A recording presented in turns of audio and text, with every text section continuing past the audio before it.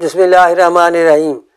گردوں کا ایک اور مریض میرے پاس آیا جس کا بلڈ یوریا 80 تھا اور سیرم کریٹینن 2.4 تھا، اور جب میں نے اس کی تشخیص کی تو وہی اس کی نبض جو تھی وہ عضلاتی گدی تھی۔ پہلا گردوں کا کیس تھا، یاد رکھیں، جو ابھی میں نے بتایا ہے تو وہ گدی عضلاتی تھا، لیکن یہ گردوں کا کیس جو میرے پاس آیا یہ عضلاتی گدی تھا۔ اس کی نبض مشرف تھی، اس کی نبض قوی تھی، اس کی نبض سریع تھی، اس کی نبض 2.5-3 انگلیوں تک جاتی تھی، اس لیے یہ عضلاتی گدی مریض ہے۔ تو میں نے جو اس کا علاج کیا، تریاک معدہ نصف چمچی صبح دوپہر شام، گدی صافی ملین 2 گولی صبح دوپہر شام، اکثیر ہیپاٹائٹس 1 گولی صبح دوپہر شام، صرف یہ 3 ادویہ تھیں۔ اور 3 ادویہ کے بعد 1 ماہ کے بعد اسے کہا کہ آپ اپنا RFT کرائیں۔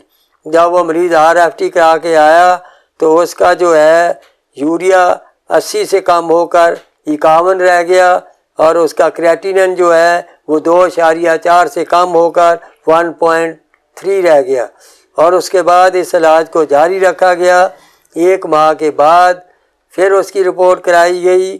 یہی علاج کرنے کے بعد پرہیز جو ہے وہی کرایا گیا جو پہلے میں گردے کے امراض میں بتایا کرتا ہوں، اور پھر اس کا ٹیسٹ جو کرایا گیا بلڈ یوریا 24 آ گیا، جسے کہ 40 تک نارمل گنا جاتا ہے، اور اس کا کریٹینن جو ہے وہ بھی بالکل نارمل ہو گیا اور مریض صحت یاب ہو گیا۔ اس میں بھی اناج بند رکھیں۔ آپ جو ہیں مولی، گاجر، شلجم، کدو، ٹنڈے، کالی مرچ، ہلدی، ادرک، لہسن ڈال کر، زیرہ سفید ڈال کر اسے دیں۔ ہرگز اسے سرخ اور صرف مرد نہیں ڈالیں، اور نہ ہی اس میں نمک ڈالیں، اور یہ سالن چمچوں سے وہ کھائے اور اس کا سوپ پی لے۔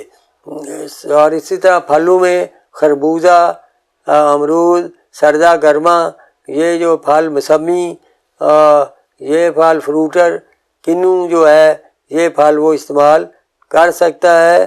تو اس کے علاوہ وہ پرہیز رکھے، اور زیادہ بھوک ستائے تو جو ہے، کیونکہ یہ شوگر نہیں ہے اسے، یہ تر بتر دیسی گھی میں تر بتر خوب گھی ڈال کر حلوہ بنا کے سوجی کا وہ کھا سکتا ہے، مٹھائی میں برفی کھا سکتا ہے، تو انشاءاللہ تعالی صحت سے کامیاب ہو سکتا ہے۔